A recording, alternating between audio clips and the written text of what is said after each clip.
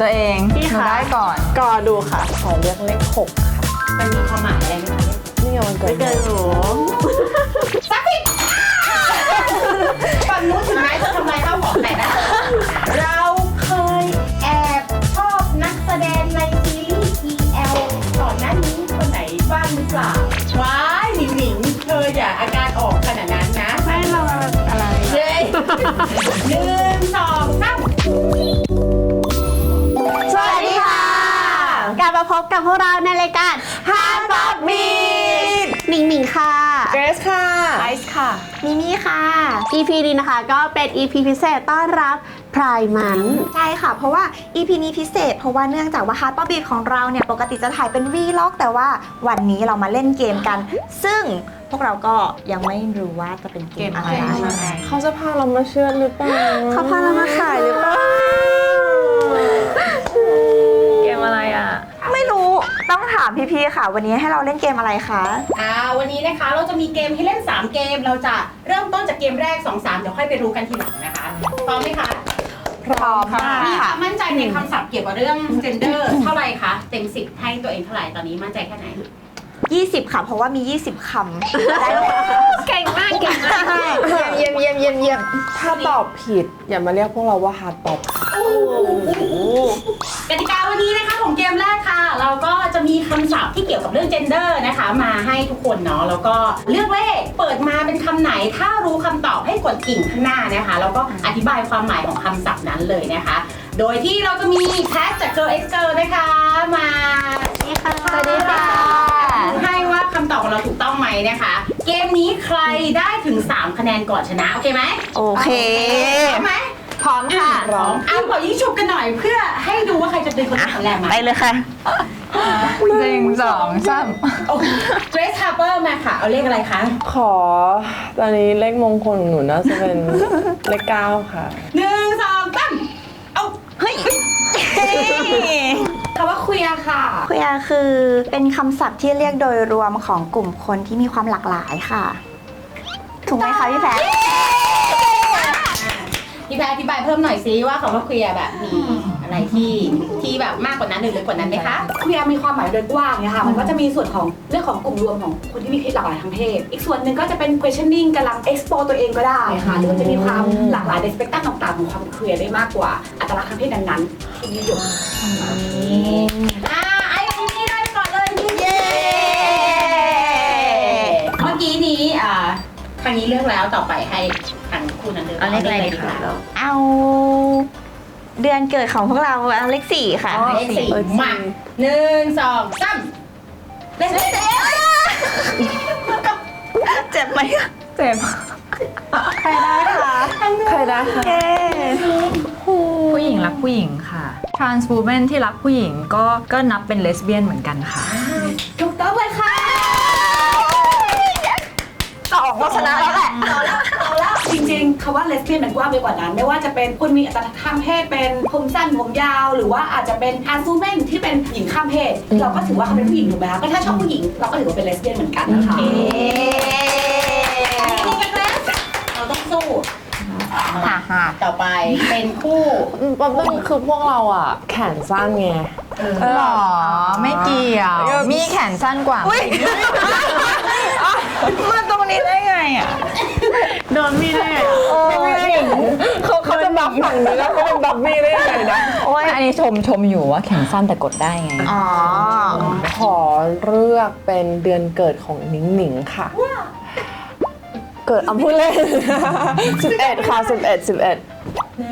2 3เจ๊หนูได้ก่อนได้ยินเสียงตัวเองหนูได้ก่อนกอดูค่ะกอวะ1 2 3ก็คือผู้ชายรักผู้ชายค่ะคนที่มีเพศสภาพเป็นทั้งชายกับชายรักกัน trans man ก็ included ใช่ต้องเลยพี่แพรไม่มีอะไรเติมแล้วเนาะไม่มีค่ะตามนี้เลยนะค่ะให้แบบผู้หญิงเรียกว่าเกย์ได้ไหม ผู้หญิงเรียกว่าเกย์ได้ไหมที่เมืองนอกได้ใช่ ริงๆแล้ว ค่ะจริงๆแล้วมันคือคนที่รักเพศเดียวกันค่ะ ไม่จำกัดชายหรือหญิงค่ะ ถูกเหมือนกันใช่ไหม ถูกเลยค่ะ เพราะจริง ๆ ในประเทศไทยอาจจะมีการใช้ไม่ค่อยได้แพร่หลายแต่หลายๆ เมือง ที่ นอกใช้ เขาก็ใช้กันเหมือนกัน ใช่ ว่า เมืองนอกในหนังฝรั่งส่วนใหญ่จะชอบใช้ว่า I'm gay แต่ถ้าเป็นผู้หญิงพูดกับผู้หญิง งั้นหนูมีคำถามอย่างนี้เกย์กับเคลียร์ก็จะค่อนข้างมีการทับซ้อนกันอยู่ เกย์อยู่ในเคลียร์ไหมคะถ้าเป็น เราว่าเกย์กับเคลียร์มันไม่เหมือนกันเนี่ยค่ะเคลียร์อาจจะมีสเปกตรัมที่มีความหลากหลาย มีความหมายอย่างอื่นด้วยที่นอกจากนิยามความหลากหลายทางเพศค่ะ นะคะโอเคเก่งมากเลยจริงๆก็ตอบถูกเหมือนกันเพราะจริงๆคำว่าเกย์ก็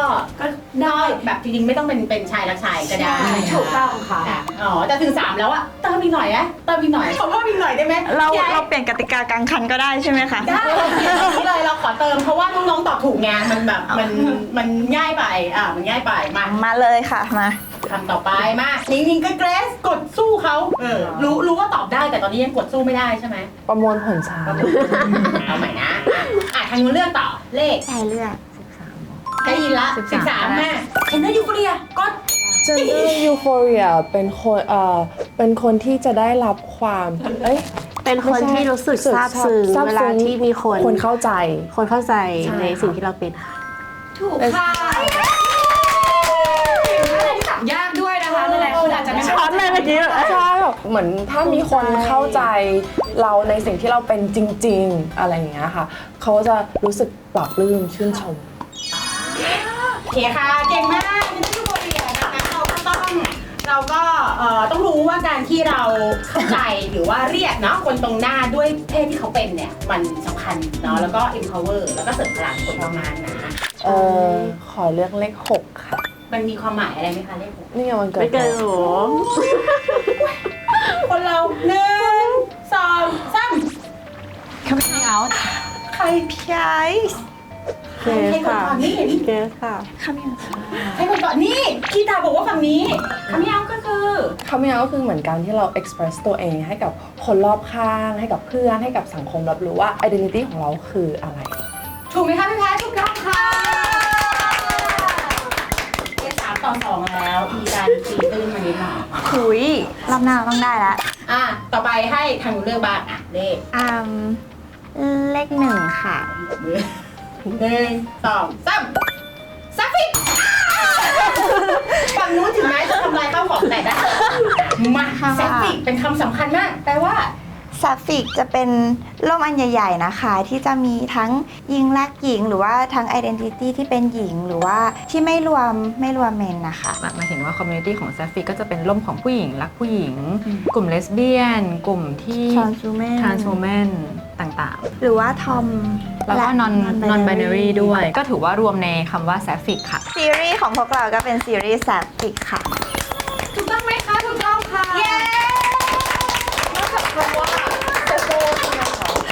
มาจากคำว่า Sapphic มาจากคำว่า Sappho ใช่ไหมคะ Sappho ก็ใช่พี่แพทย์อธิบายเติมให้ครบเลย ร่มของหญิงกับหญิงอาจจะมีกว้างเหมือนไทม์ที่ไอซ์บอกนะคะว่าเราจะมีคนอัตลักษณ์ต่างๆ ที่เรานิยามตัวเองว่าเป็นผู้หญิงหรืออาจจะเป็นนอร์มารีที่เราสามารถชอบผู้หญิงได้เหมือนกันรวมถึงทรานส์วูแมนที่บอกก็เช่นกันเนี้ยค่ะเราก็รู้สึกว่าของคนที่เราสนใจเป็นผู้หญิงแล้วก็อยู่ในกลุ่มนี้ทั้งหมดค่ะ โอเค เย้งั้นเกมแรกนี้พี่แพทย์เอาคะแนนหน่อยว่าใครได้กี่คะแนนคะ ทีมไอซ์มินี่3คะแนนค่ะ4คะแนนจากเมื่อกี้ด้วย ไปโอเคสุดยอดมากค่ะ ทีมนี้ได้2คะแนนเกมที่2ของเรานะคะเราจะเล่นเกม Never Have I Ever ก็คือเดี๋ยวเราจะมีคำถามมานะคะแล้วก็ยกป้ายว่าเราเคยหรือไม่เคยทำอะไรนะคะเกมนี้ไม่ได้มีคะแนนนะคะดังนั้นก็เลยยังไม่ได้คิดไม่ได้ทั้งสิ้นเราจะมาคุยกันเฉยๆนะว่าคืออะไรพร้อมหรือเปล่า พร้อมค่ะ พร้อมครับข้อที่1ค่ะเคยเข้าห้องน้ำชายไหมยก มังหน้าข้างเองกันสีข้าง ยกมาแล้วเรามาไล่คุยกันหน่อยว่าทำไมเราถึงเคยเข้าห้องน้ำชายคะมีมี่ค่ะ ก็ห้องน้ำหญิงแถวมันยาวเกินไปค่ะ แล้วก็หนูเคยเข้าที่โรงเรียนค่ะเขาปิดปรับปรุงแล้วก็เราจะเข้าไปแล้วเราก็จะ อุ๊จะแล้วเราก็จะเดินออกมาเข้าห้องน้ำหญิง แต่ถ้าเกิดว่าอะไรที่มันแบบไม่ได้แล้วคือมันไม่ได้จริง ๆ ก็จะค่อยจะไปเข้าแบบใช้บริการ ใช้บริการ บริการห้องน้ำชาย บริการห้องน้ำชาย อย่าใช้มาเซ เคยบ่อยมากค่ะ เพราะว่าไม่ค่อยได้ดูสังเกตเท่าไหร่ค่ะ ไม่สังเกตได้เหรอ แบบบางทีเราจะชอบคิดว่าผู้หญิงน่าจะต้องเข้ามาอยู่ข้างหน้าบางทีผู้ชายมันจะต้องอยู่ข้างหลังอะไรเงี้ยแต่เราจะมีความเข้าใจผิดตอนนี้บ่อย แล้วก็อันเนี้ยบ่อยเป็นเรื่องปกติก็เลยอาจจะไม่นับ แต่ว่าอันที่นับจริงๆ น่าจะเป็นอันที่เราเข้าไปแล้วเราก็ออกมาแล้วเราก็แบบมองผู้ชายคนที่อยู่ในห้องน้ำว่าทำไมถึงเข้าห้องน้ำผู้หญิง แล้วเราก็ถามเขาว่าทำไมถึงมาอยู่ในห้องน้ำนี้คะเขาก็บอกว่าอ้าวนี่ห้องน้ำชายครับ แล้วเราก็อายแล้วเราก็บอกเขาว่าขอโทษค่ะ ส่วนกรณีแบบมิมี่ก็บ่อยตรงที่ว่าเหมือนห้องน้ำเต็มแล้วเราก็ไปขอเขาเข้า แต่ว่าก็จะให้คนช่วยเฝ้าให้ เก๋นะ ส่วนมากเกรซจะเป็นห้องน้ำเต็ม แล้วเราต้องเข้าแต่เราจะต้องสอดส่องก่อนว่าไม่มีผู้ชายอยู่ในห้องน้ำหรือว่ามีแบบ1 คน 2 คนเพราะปกติห้องน้ำชายคิวบิเคิลมันจะว่างอยู่แล้ว เราก็จะแบบรีบเข้าไปแล้วก็รีบวิ่งออกมา หนิงๆรักเคยตอนไหน หนูก็เคยเข้าตอนที่ห้องน้ำหญิงเต็มค่ะ แต่ว่าจะมีเพื่อนเฝ้าอยู่ข้างนอก เขาก็จะคอยกันให้ว่าพี่ห้ามเข้าเพื่อนหนูอยู่ข้างใน เขาก็งงว่าทำไมพี่เข้าไม่ได้พี่ไม่เข้าพี่ มาห้องน้ำพี่ เขาก็บอกว่าพี่รอแป๊บนึงเพื่อนหนูไม่ไหวแล้ว แต่การสื่อสารเอาโอเคข้อที่เคยหมดนะข้อที่2นะคะว้าวแล้วก็นั่นเองข้อที่2คือ never have I ever นะคะเคยรู้สึกปิ๊งเพื่อนเพศเดียวกัน1 2 3 น่าจะเคยตอนเด็ก เกรซค่ะเคย เคยค่ะ ไม่ได้เด็กมาก แต่ว่าก็เด็กกว่าปัจจุบัน ไปคู่นู้นบ้างเคยทั้งคู่เลยเหรอเอาไปที่มิมี่ก่อนมิมี่ ไม่ใช่เพื่อนแต่ก็เป็นรุ่นพี่ค่ะเขาเท่อะเขาเล่นบาสอะ ก็เลยปิ๊งชอบ แต่ก็ไม่เคยคุยกันหรอกค่ะเอาก็ไม่กล้าทักเขาหรอกค่ะ โอเคพี่ไอซ์เป็นไงเพื่อนเพศเดียวกัน ๆ ก็ชอบคนน่ารักค่ะ เราเคยมีเพื่อนน่ารักในชีวิตเยอะไหม ก็น่ารักเยอะมาก นี่ไงพวกเราไหมคะแพนพวกเรา ชอบคนน่ารักชอบคน อย่างเช่น ที่อ้อ อย่าง น เช่น ชอบคนเข้าหาเยอะ มีจำนวนเยอะไหมเพื่อนเพศเดียวกันที่เราเคยแอบปิ๊ง ๆไม่รู้ปิ๊งแบบไหนแต่ว่าพอเห็นแล้วมันก็แบบโอ้น่ารักอะไรเงี้ย เยอะไหมล่ะเวลาเห็น มันก็น่ารักก็มีเรื่อยๆหมายถึงว่าที่เราแบบรู้สึกว่าน่ารักอะไรเงี้ยค่ะเพราะคนน่ารักก็เยอะทุกคนก็น่ารัก เหมือนพี่ไอเลยค่ะ แต่อธิบายออกมาไม่ถูกค่ะ ใช่ค่ะขอยืมคำอธิบายคุณอาค่ะใช่เลย copy copy paste copy paste ข้อนี้ก็จะตอบอ้อมแอมกันนิดหน่อยแต่เอาเป็นว่าเคยทุกคนนะคะโอเคข้อต่อไปนะคะคำถามก็คือ เราเคยโดนเข้าใจผิดว่าเราเป็นแฟนของเพื่อนเราหรือเปล่านะคะ1 2 3ว้าไปที่มิมี่ก่อนเลยไม่เคยเลยเหรอ อาจจะเคยแต่เขาไม่มาบอกหนูก็ไม่รู้เท่าที่หนูรู้ก็คือไม่เคย ก็เป็นไม่มีไว้ก่อน ใช่ พี่ไอ้เคยเหรอ บ่อยมากค่ะเรียกได้ว่าไม่ใช่แค่เคยแต่บ่อยมาก เพราะว่าด้วยความที่เราโสดมานาน แล้วเพื่อนเยอะแล้วเวลาออกไปข้างนอกกับเพื่อน เราจะได้ยินฟีดแบ็กตลอดว่ามันจะมีเพื่อนบางคนเขาก็จะคอยเช็คเฮ้ยเป็นแฟนกับคนนี้เหรอเฮ้ยเป็นแฟนกับคนนี้เหรอซึ่งเราจะรู้สึกว่าเราเป็นแฟนกันกับคนนี้ตอนไหน อะไรอย่างเงี้ยค่ะคือมันเป็นเหตุการณ์แบบนี้มันบ่อยจนหลังๆก็ชินก็เฉยๆอย่างเงี้ยค่ะ โอเคแล้วทางนี้ล่ะตกลงเคยไหมหนิงเคยไหม เคยค่ะ เป็นไง เคย คะสถานการณ์ ค่อนข้างที่จะบ่อยด้วย เพราะว่าจริงๆแล้วหนิงเป็นคนที่เหมือนมีเพื่อนที่หลากหลายเพศหลากหลายอะไรด้วย แล้วก็เหมือนเวลาเราไปถ่ายรูปอย่างเงี้ยตากล้องก็เป็นผู้ชายคนก็รู้ว่าอุ๊ยหรือบางทีเราไปอยู่กับเพื่อนที่เป็นผู้หญิงแล้วเดินจับเนื้อจับตัวเขาอุ๊ยคนก็จะคิดว่ากิ๊กแน่เลยหรืออะไรอย่างเงี้ยจริงๆก็เป็นเพื่อนกันค่ะ ของเกรซอะคะ เหมือนกันค่ะ คือบางทีอะไปไหนกับเพื่อน2 คนคนก็จะชอบคิดว่าเนี่ย2 คนนี้เป็นแฟนกันแน่ๆเลยแต่เปล่านัดมาแค่กินข้าวปรึกษาปัญหาชีวิตอะไรอย่างเงี้ยใช่ คือจริงๆแล้วพวกเรามีเพื่อนได้เนาะไปกับเพื่อน2 คนก็ได้ แล้วก็เราสามารถมีเพื่อนได้ทุกเพศด้วย ถูกต้องค่ะ โอ้ของหนูตรงข้ามค่ะ คือตอนหนูเรียนมหาลัยอะค่ะ หนูก็จะมีเพื่อนสนิทแบบมีหนูกับเพื่อนอยู่ด้วยกัน2 คน กินข้าวเรียนเสกเดียวกันอะไรเงี้ยค่ะ เกือบทุกวิชา แล้วเพื่อนก็ถามว่าทำไมไม่มีใครคิดว่าเราเป็นแฟนกันเลยเหรอ นี่ก็บอกว่าเคมีมันไม่ได้ไง มันไม่ออกไง ต่อให้เราใกล้ชิดสนิทสนมแล้ว มันก็ไม่มีถูกต้องค่ะ คือหนูอ่ะเคยมีเพื่อนหนูมีเพื่อนสนิทเป็นเกย์ใช่ไหมคะคนก็จะเข้าใจผิดว่าเราสองคนอะแบบเป็นแฟนกันหรือเปล่าเพราะว่าเราก็แบบจะใกล้ชิดกันจะแบบว่าค่อนข้างที่จะ comfortable ที่จะคุยกันแต่ตัวกัน โอเค มีทั้งเคยและไม่เคย แล้วก็ขอสรุปให้ทุกคนฟังว่าน้องๆมีเพื่อนได้นะคะแล้วก็มีเพื่อนนะคะไปเจอเขาไปกินข้าวไป2 คนเขาก็เป็นเพื่อนกันนะคะไม่ต้องตกใจ ไม่ต้องตกใจนะ อย่าตกใจนะต่อไปข้อที่ 4 ค่ะว่าข้อนี้อยากรู้ด้วยเลยนะคะ เราเคยแอบชอบนักแสดงในซีรีส์ GL ก่อนหน้านี้คนไหนบ้างหรือเปล่าคะว้ายหนิงเธออย่าอาการออกขนาดนั้นนะ ไม่เลยอะไรอ่ะ เย้เคยชอบนักแสดงในซีรีส์ GL หรือเปล่า ชอบแบบชื่นชม ไม่ต้องบอกว่าเป็นใครอ่ะ ชื่นชม 1 2 3อ๋อมันคนอาการออกก่อนเลย เป็นไงหนิงมีอะไรที่เล่าได้บ้าง ก็เล่าได้ค่ะหลาย ๆ คนหนูก็ชอบ เพราะว่าเขาสวย ชอบคนสวย ใช่หนูชอบคนสวย ชอบคนแบบมีเสน่ห์บางทีก็ชอบคนเท่บางทีก็ชอบคนน่ารักหนูเห็นใครสวยหนูก็ชอบ อะไรกันเนี่ย เห็นใครสวยก็ชอบเขาไปหมด ไม่ใช่ชื่นชมไง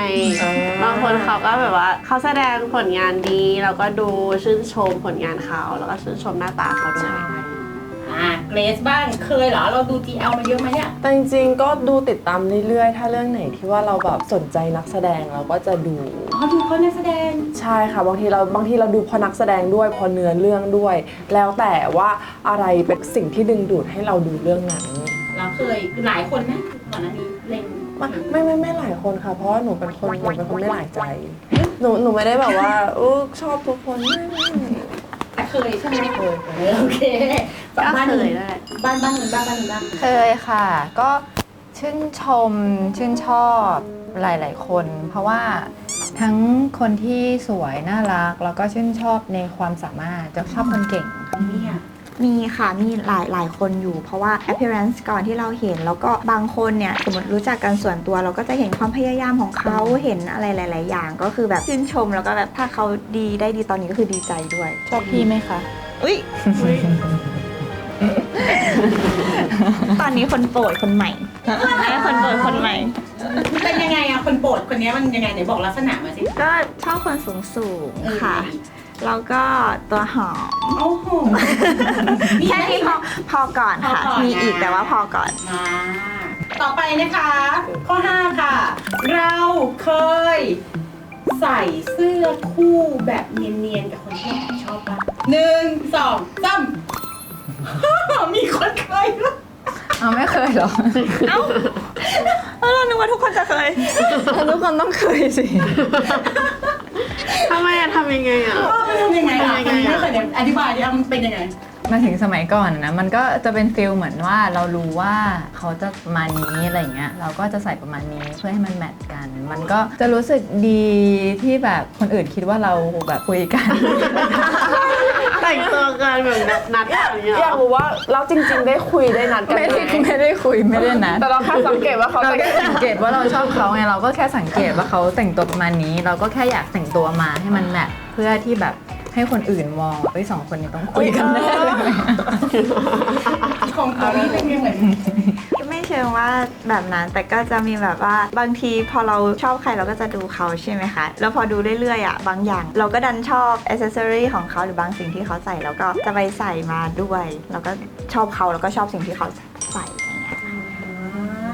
ประมาณนั้น เป็นอย่างนี้นี่เอง2 คนนี้งงเลยว่าเกิดสิ่งเราด้วยเหรอเกิดขึ้นได้นะเดี๋ยวสิโอเคต่อไปนะคะข้อต่อไป เคยไหมที่เรารู้สึกตกหลุมรักใคร เพราะคำพูดที่เขาพูดแค่ประโยคเดียวเขาพูดอะไรบางอย่างเลยคือก่อนหน้านี้อาจจะยังแบบไม่ได้รู้สึกอะไรมากแต่แบบเขาพูดประโยคอะไรบางอย่างขึ้นมาแล้วก็แบบโหอันนี้มันตกหลุมรักเลยอ่ะ1 2 3